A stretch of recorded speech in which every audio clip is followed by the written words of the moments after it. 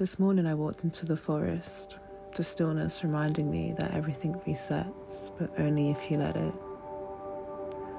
I was called to journal all of the belief patterns that no longer work for me. I began burning 73 journaled beliefs, every old thought, every inherited pattern, every survival code that kept me small.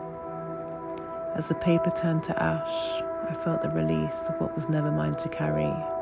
Watching the flames, I named my 5 core wounds: safety, trust, worth, identity, and control. Each one rising, each one acknowledged, each one offered back to the universe. Yesterday I painted over lines I couldn't erase. Today I'm redrawing them, softer, steadier, more in proportion. I realize this is what shadow work feels like.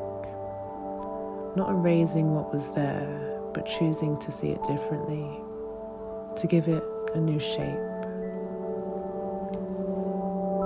The more I look at my own patterns, the more I see a younger version of me behind them. It's like my mind is still perceiving life through her eyes, believing safety comes from control, that love has to be earned, that if I get it wrong, I won't belong. What I never understood is how much of that didn't even start with me. We borrow nervous systems without realizing it, absorbing our parents, our ancestors, their traumas, their survival codes, and then we live inside them, mistaking their armor for our own skin.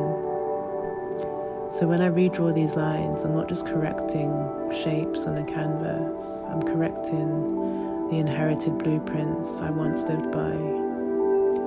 I'm showing my inner child that it's safe to loosen the grip, that love isn't conditional, that she's allowed to exist without being perfect, without feeling the need to people please. The shadow doesn't ask to be healed, it demands to be felt.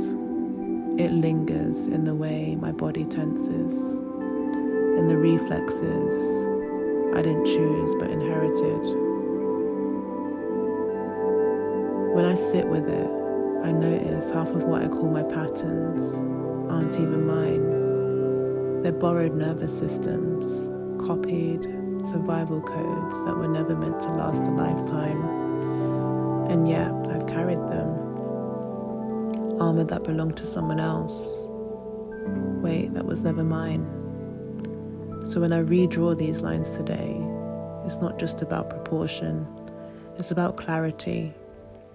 It's about choosing which stories stay with me and which ones end here.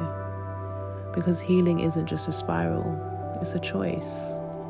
To stop living from the mind of a child and to start seeing through the eyes of God. Even though I've known this for some time, part of me wasn't truly understanding what it means to love the parts of me I've kept hidden, the parts that unconsciously kept me stuck. But somehow, I'm here, I'm in the work, and although progress may seem slow, progress is always going to be progress.